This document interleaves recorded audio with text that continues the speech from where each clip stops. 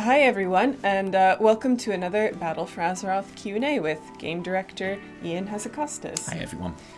So just to be clear, we won't be making any major announcements today. Ion will be answering some of your questions about Kul Tiran humans are an allied race. What?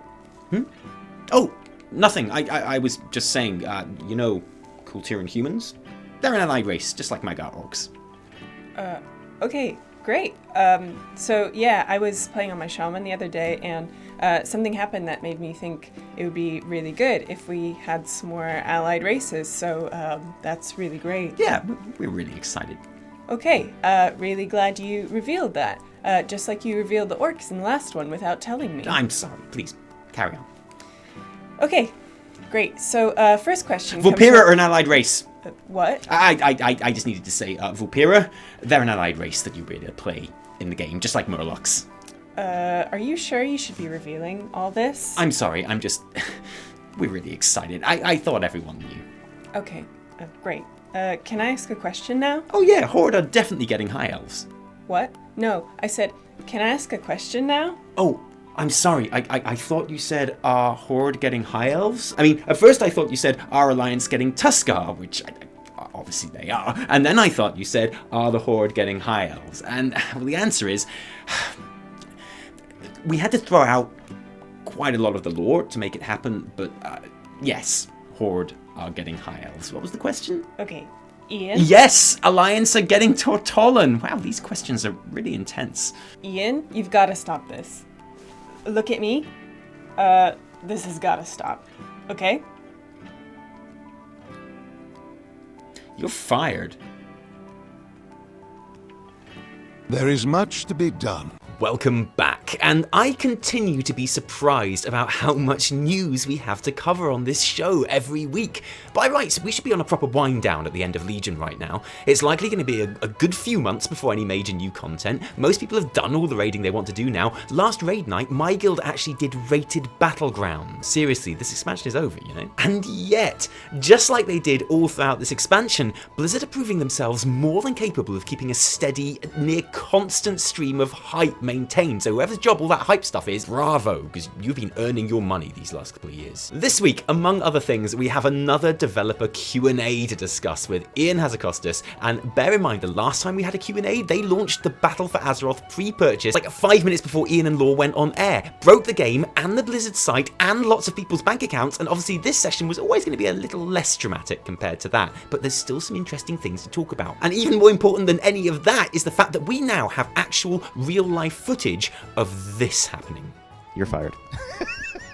I mean, I'm not sure it's quite dawned on the internet yet quite what a gift this is. The meme potential of You're fired is actually so potent, I'm truthfully a little bit scared. Use your new power wisely, memers. And of course, whatever actual proper news and information might have been imparted, as always, everything else gets completely overshadowed in the player-based consciousness by allied races. And if I didn't know better, I'd say that Ion seems to really enjoy using his sway as game director to just casually drop confirmation of new allied races into these Q&As like it's no big thing. He did it before with Draenor Orcs, and this time he did it again. First of all, he basically confirmed that Zandalari trolls would be able to play as paladins in BFA, and yeah, I know he said we'd have to wait and see, but come on, that means yes, doesn't it? Like, if your kid asks you on Christmas Eve if they're getting that bike they wanted, and you say, you'll just have to wait and see, and it turns out you didn't get them the bike, then you are a terrible parent.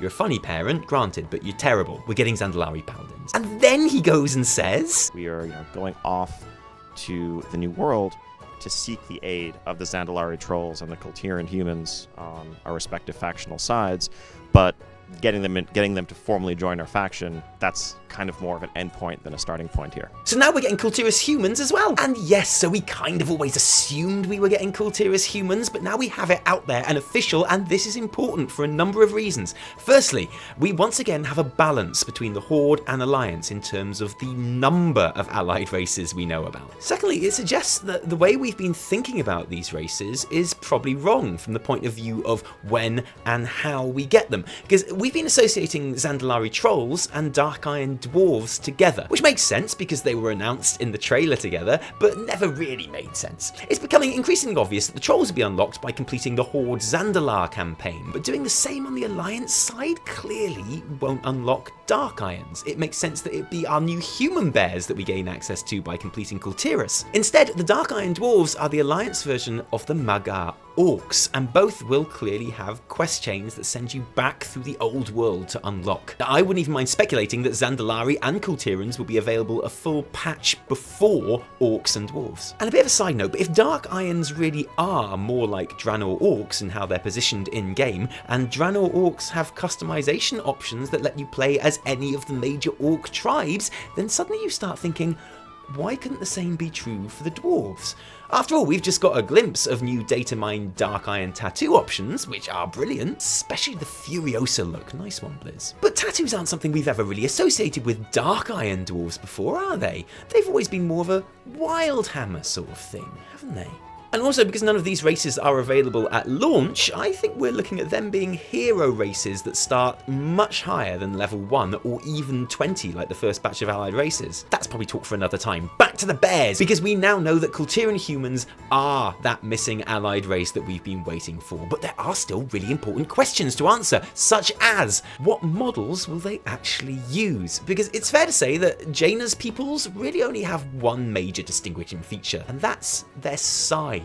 Kul Tirans are gloriously big. They are monster hunters and hardy seafaring folk and have the bones to match. But the real question for me is, will we also be able to play as the skinny version? Because it would be such a waste if this other body variant wasn't available, and the fact that there's currently no female version suggests it might not be, and that really would be tragic, because yes, I'd love to play as a human that looks like my dad, but I'd like to play one that looks like me too, okay? Of course, many players will maintain that your large and skinny models really should just become standard customizations for the humans already in game, rather than an entire new race in themselves. And yeah, I get that as a criticism, but I like Kul Tirans being their own thing, and I buy these models as being unique to them as opposed to the mainlanders. And the other big question for Kul Tirans is naturally what classes they'll be able to play as. And whereas this hasn't been confirmed either, it's almost certain that they will be only the third Alliance race who can roll Druid. And we've got these rather wonderful Wicker Bear forms to prove it. Now obviously this was a possibility we floated just last episode, and obviously we were totally right, but Kul Tiran Druids are important because they even out those excellent dinosaur forms that Zandalari Troll Druids will be getting, and they're also pretty fascinating from a lore point of view as well, because there are many who still argue that humans shouldn't be druids. But that's the whole point of lore, right? It changes as more things happen. And look, if you want to see this point argued really well, just head to the forums, where news of Kul Tiran Druids was met by lore nerds with a mixture of excitement and wonder. Everyone agreed that whilst it was generally accepted that humans couldn't be druids before, this new development wasn't breaking in-game lore so much as it was expanding and enriching it. Here was a new story to learn, new adventures to have, and no, it was a shit show, obviously. Nah, fuck this. No, please no. Oh no, please no. How about they come up with one that isn't so dumb? I hate this more than any druid option I could have imagined. This is going to ruin druid lore, and they look terrible. I'll quit the game twice, considering I'm not playing BFA as it stands. I'll find a way to quit again. I don't know how, but I'll do it. So I'd spend 10 years following the lore of this game, reading the books, comics, etc., and you go and do this. Human druids. Thanks for literally shitting on 10 years of my life. Okay, let's bust some myths here. There are those that argue that with Worgens, human druids already exist. This isn't true. It's the Worgen curse part of them that has the druidic power from the side of a loon, and contrary to popular belief, there weren't proper Gilnean druids before the curse. Just the occasional earth witch who used simple nature magic to help crops grow and stuff like that. However, there is no reason at all as to why that basic magic left in isolation on Kul Tiras for thousands of years couldn't have evolved into something that resembles druids as we know them. Because this is the thing, they don't have to be druids in the we were chosen by Cenarius to have a slumber party in the Emerald Dream sense. Zandalari druids aren't. They are dinomancers, and Kul Tirans clearly have their own thing going on too. We call them druids because they need to fit into an existing class, but just because they can produce similar results, it doesn't mean that their magic has to be the same. And I personally, flat out, unashamedly adore Kul Tiran humans. I adore the folksy Wiccan style magic their druids wield. I love that bear form and that other bear form, and basically Blizzard have earned a race change off of me, put it that way. Believe it or not, there actually was some other stuff talked about in the Q&A too. So let's have a rundown. More character slots will be made available for every new allied race added to the game. This is another thing that we kind of assumed was happening, but it's nice to have it set in stone.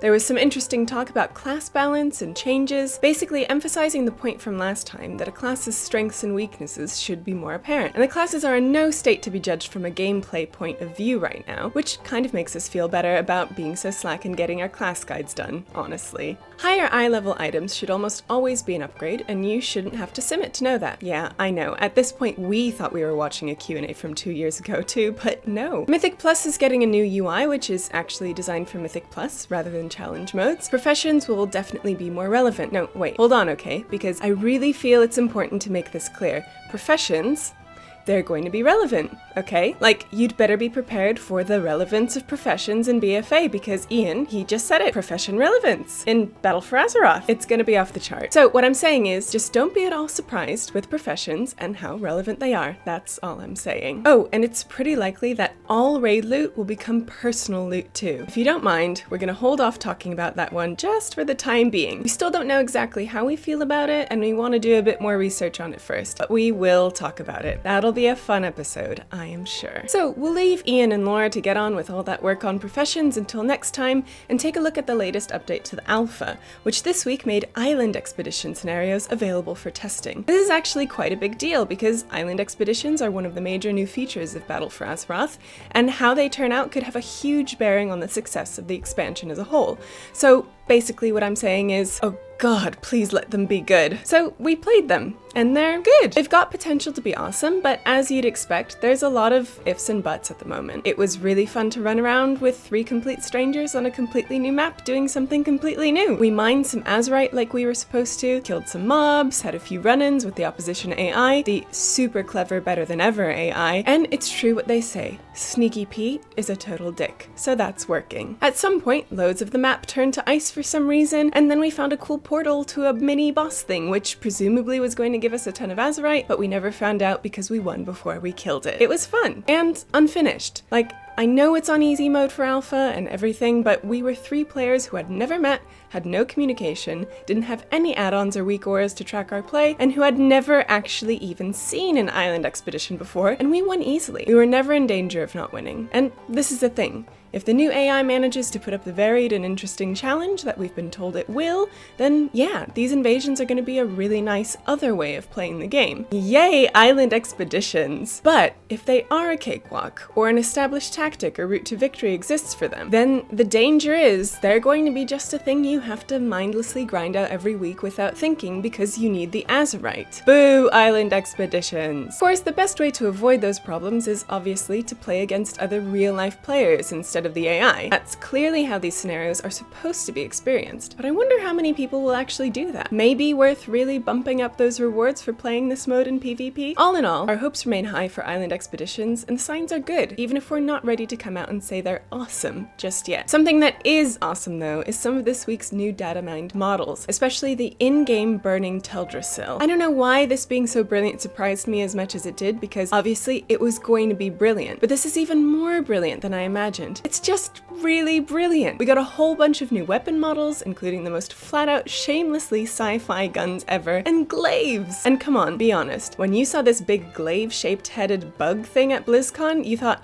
wow, that bug thing's glaive-shaped head would probably make a pretty good glaive. And you were right to think that, because yes, it totally does! The real showstopper this week, though, isn't even the pirate hats, but the truly disturbing Cthulhu-inspired Kul Tiras cloth dungeon sets. I feel it's really important just to remind everyone, at this point, that Battle for Azeroth is an expansion about faction warfare, not old gods, okay? Like, I don't know why people keep talking about old gods. Seriously, why would you even think that? So, what did you think of island expeditions? I feel like a lot is going to depend on how they kind of sell them as reward things and what have you. Like, what I don't want is for there to be this thing of, you must do 5 island expeditions this week to get this much Azerite, like they do with the Argonite and stuff, because that's going to be people just like grinding them. It's a new way of playing, and it is really, really fun. Yeah. I hope they don't become meaningless, or mean too much. Yeah. And that's why I'm not a game dev, because I have no idea how to make that happen. But that's their job, and we'll wait and see if they get it right. I hope they do, because like it would be really cool just to have that thing of like, hey, you want to do an island invasion? Yeah. Just take a few minutes, just jump in, Yeah. just do that Mine, thing. like Let's do some soft mining. PvP. Let's soft PvP. Yeah, exactly. We're not going to talk about too much more this episode, because we've got another new competition we want to launch. No. We've been sent a whole load of stuff from Blizzard. No, Evitel, not again. in a huge box that I had to go to Londis and pick up because I wasn't in when it got delivered. Oh. And I'm not being funny. It was like the heaviest box in the entire world. I had to stop like my little arms. Oh, it was crazy. I'm just picturing this in my but head. it's a huge box full of amazing things. So we're going to have a competition, and there are going to be 6 winners of this competition. First place will win no less than a Legion Collector's Edition. Very nice. This is worth like hundreds of pounds, Yeah. over £100.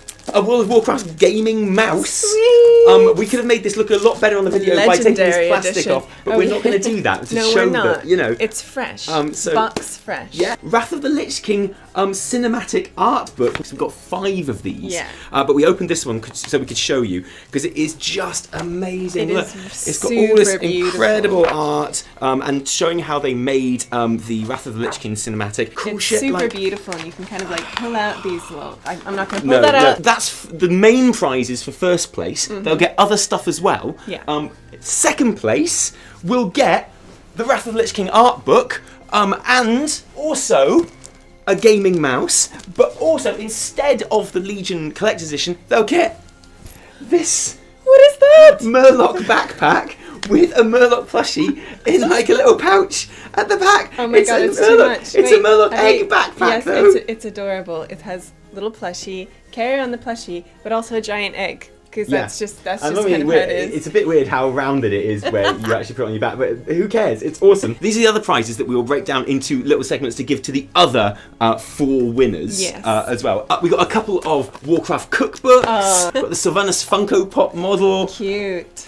Everyone's going to get one of these cute but deadly Illidan keyrings. You can't see him very well, but he's like screaming in wrath. Yeah, obviously, like what have you sacrificed? This is one of my favorites. This is, I don't know even who's going to get this. World of Warcraft cookie cutters for cooking cutty It's like cookie cutter, builds and stuff. There's this amazing Oh my God, so elf cute. t-shirt, which is based on an artwork which is in this Love this. Oh, amazing World of Warcraft street art book, This which is one sounds of like my it should be rubbish, favourite but it's books. actually like literally one of the coolest things we've ever seen. And frankly, Yeah. you're lucky that we didn't pretend this bit got lost in the post and are keeping it for ourselves. This one's actually super amazing, and you get all these like brilliant street artists interpreting like Warcraft and stuff and Oh, characters. it's so good. It is really, really brilliant.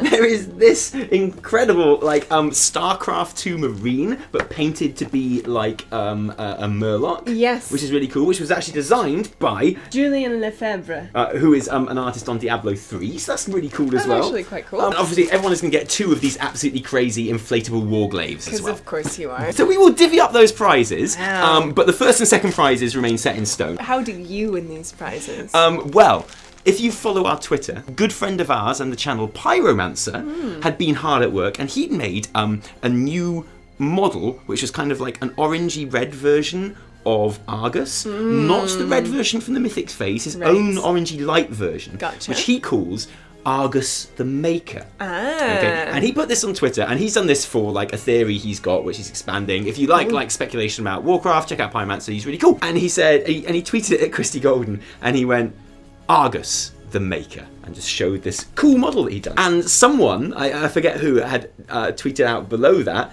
model, but with like a chef's hat on and an apron, and said, no, it's Argus the Baker. And that made me really, really laugh. But instead of just carrying on with my day, Yeah. I thought to myself, what else rhymes with maker? I genuinely spent an hour of my life making, first, Argus the Laker. Yeah. It sounds like maker, do you see? Nice. Very good. Like an LA Laker. Yeah, wearing the, as you can see from this thing which is on over me right now, Argus the Quaker. Argus the Waker. Oh, that was my favourite. Yeah, because that changed Purely the angle for up a bit as well. Yeah, with his little hand holding Yeah, it. yeah, it's very good. He's such a kind man. Because it wasn't even Valentine's Day. No, It wasn't I know. even her birthday. No, He just did that because he cares. And she didn't even ask. He No. just... I wasn't done. No, you're not. And it's making me laugh even thinking about Argus the Skater. Mm-hmm. And then my own personal favourite, Argus in Jamaica. That was a good one. Yeah, and this is how you're going to win this competition. We'd like you to make your own Argus the thing. Now, I'm not going to lie to you, it can be anything, but I would really like it to use at least some element of Pyromancer's Argus the Maker model that he made. You can find that on his Twitter, so go and follow him and take that picture and Photoshop it, because we want a photo and a title. Okay, so it would be like Argus the Baker. Don't do Argus the Baker, it's been done. Probably gonna have more chance of winning if it rhymes with maker, because that's funnier. You will not accept Argus the Fillator, so don't even try. I didn't even think of that one. Yes, you did. Of course you did. It's all you ever think about. I would say pretty much anything else is go. Yeah. We will make a subjective decision about who wins first, second, and the rest, and we will divvy up those prizes and we will send them to you. And you are to email your entries using the email title Argus. A-R-G-U-S. Not O. Not O. Not A. It will go to a different folder. We won't see it. Yes. Argus, and that will be the title. We want that picture. Argus the something. Yeah, absolutely. We need your submissions by March 28th. That's a Wednesday, 11:59 p.m. 11:59. London time. Wednesday, GMT. the 28th of March.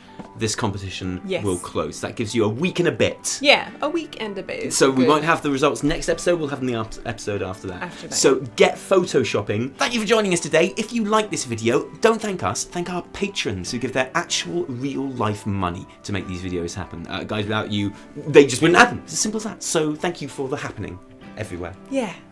And if you didn't like it, downvote the shit out of it, please. But remember, our name is Pittance. No, my name is Taliesin. And I'm Evitel. Until next time, cheerio.